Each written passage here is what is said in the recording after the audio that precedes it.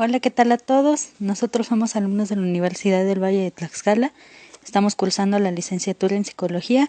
Somos integrantes del grupo del tercer cuatrimestre y bueno, hoy les traemos un pequeño podcast acerca de la teoría de Aaron Beck.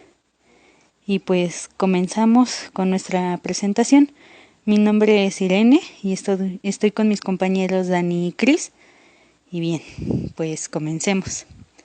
Esta teoría tiene un enfoque cognitivo, lo que nos dice que habla acerca de los procesos cognitivos, por tanto del pensamiento, y pues trataremos de relacionar este pensamiento que abarca en la teoría de Aaron Beck con la personalidad.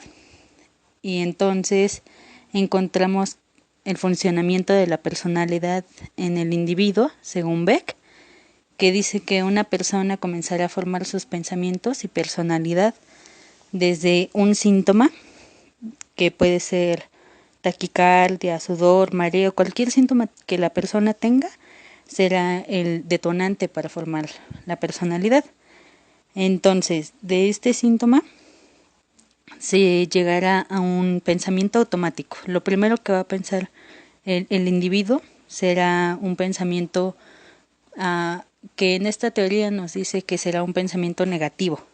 Entonces, si el individuo tiene taquicardia, tiene sudor, tiene mareo, comenzará con un pensamiento de estoy muriendo, de estoy mal, de algo en mí va mal. Entonces, este pensamiento automático llevará a una emoción. Esta emoción es la expresión del síntoma primario que tuvo. Entonces su emoción será angustia, será enojo, será tristeza, que lo llevará a otro síntoma, a otro pensamiento, donde dirá no puedo controlarme, no puedo, este no soy yo, esto es algo malo que está sucediendo en mí, y por lo que comenzará con esos pensamientos, esos síntomas, y con esa personalidad más enojona, más triste, donde se comenzará a sentir mal simplemente. Y bueno, después entonces encontramos los principios que rigen el funcionamiento de una personalidad depresiva, que es a donde normalmente llevan los pensamientos automáticos que tienen las personas después de sus síntomas. Y estos principios, el primero nos habla sobre que una persona deprimida o angustiada es aquella que piensa de manera ilógica, tiene pensamientos irreales, pensamientos que él mismo se crea, y no muestra ninguna advertencia cuando de repente se comporta de una forma contraproducente, de una forma que no debería ser, y que lo lleva a consecuencias graves en su personalidad y con las personas que lo rodean. Bueno, el segundo principio de esta teoría dice que, que las personas sí pueden aprender a liberarse de los patrones de pensamiento dañinos que tienen, que sí lo pueden hacer, si hay esperanza para estos tipos de personalidades depresivas, angustiadas. El tercer principio dice que a medida que se eliminen los síntomas dolorosos que tenga la persona, estas volverán a ser productivas, se comenzarán a sentir mejor, se respetarán a sí mismos, tendrán una autoestima más alta, se sentirán mejor y así pues convivirán más. Y por último, el cuarto principio que encontramos en esta teoría menciona que este objetivo, el de liberarse y de comenzar a ser productivos y de respetarse a sí mismos y llevarse bien con su familia, puede lograrse en un periodo relativamente corto, dependerá, claro, del terapeuta y del paciente, del individuo, y esto puede ser mediante métodos sencillos, lo que ayudará bastante a las personas y que no les tomará mucho tiempo y que se sentirán mejor más pronto. Y bueno, seguimos con esto. Bueno, como mi compañera antes mencionado, les estamos hablando de la teoría de Beck, pero en esta ocasión yo les hablaré del modelo de depresión. Durante la depresión están activados una serie de esquemas.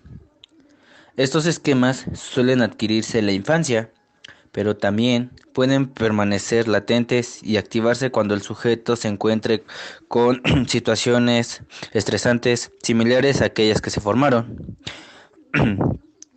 Para, para Beck, está constituido por la traída cognitiva, que es la visión negativa de sí mismo, del mundo y del futuro. La modalidad depresiva presenta una serie de distorsiones sistémicas en el procesamiento de la información, entre los que destacan la sobregeneralización, pensamiento dicotómico, inferencias arbitrarias, magnificación, minimización y abstracción selectiva. Dentro de la teoría de Aaron Beck, las distorsiones cognitivas son esquemas negativos en individuos depresivos que los llevan a cometer una serie de errores en el procesamiento de información que facilitan y permiten la validez de las creencias que ya se habían mencionado anteriormente. Bueno, existen 12 tipos de distorsiones. La primera es el pensamiento polarizado, en el que los acontecimientos se valoran de forma extrema. Un ejemplo de esto sería lo bueno y lo malo, así como blanco y negro. La sobregeneralización es la segunda distorsión y consiste en extraer sin base suficiente una conclusión general de un hecho particular. Las palabras clave dentro de esta son todos, nadie, siempre y nunca. La tercera sería el filtro mental, en el que se toman detalles negativos y se magnifican. Las palabras clave son terrible, horrendo, horroroso y no puedo resistirlo. Bueno, dentro de la visión catastrófica, el adelantar acontecimientos y dentro de estos las distintas opciones del pensar lo que puede ocurrir. Normalmente o generalmente pues siempre se piensa lo peor. Dentro de la personalización hace referencia a la costumbre de relacionar los hechos del entorno con uno mismo, mostrándose susceptible. Bueno, pasamos con la distorsión del deberías, en el que la persona posee una lista de normas rígidas sobre cómo deberían actuar tanto ella como los demás. Las personas que no cumplen estas normas se enojan y se sienten culpables si ella misma las viola. Un ejemplo sería, no sé, debería de ejercitarme, pero no debo ser tan floja. Pues entra la parte del debería. Dentro del razonamiento emocional, cree que lo que siente tendría que ser verdadero automáticamente. Un ejemplo muy sencillo de esto sería, presiento que mi novio me está traicionando, ¿no? Bueno, la descalificación de lo positivo es cuando la persona de manera poco razonable desvaloriza las experiencias, logros y cualidades, ya sea de uno mismo, tanto como de las personas que lo rodean. Dentro de las conclusiones apresuradas, sacamos ciertas conclusiones sin tener todos los datos que necesitamos para ellos. Sería pues el inculpar a alguien, el pensar de forma razonada, etcétera. Y bueno, la última serían establecer rótulos, en la que se generalizan una o dos cualidades de un juicio. Normalmente también es denominada global negativo.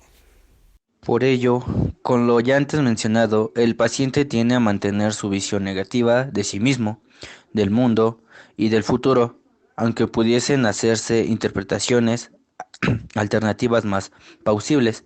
Las emociones y las conductas típicas de la depresión están determinadas en gran medida por la forma en que el depresivo percibe la realidad.